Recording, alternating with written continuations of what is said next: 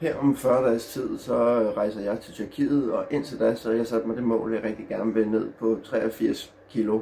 Og lige nu er jeg lige omkring de 88-89, og jeg rammer 83 kilo til jeg kommer, inden jeg tager til Tyrkiet den 25. august.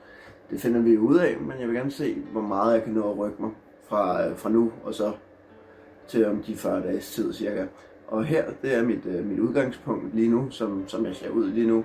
Og her, der kan I se, hvordan jeg så ud sidste gang, jeg var i Tyrkiet, og så indtil, ja, det er så en uge eller 2 uger siden, det andet billede blev taget.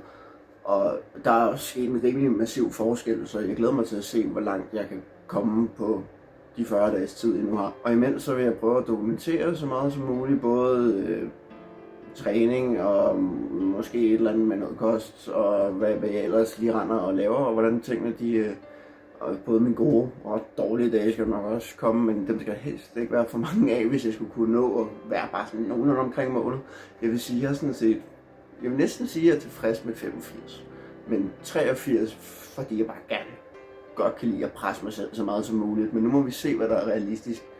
Men ellers så håber jeg, at I vil følge med, og måske også selv blive inspireret til et eller andet, eller måske selv få nogle tips, eller et eller andet til, som I måske godt kunne bruge.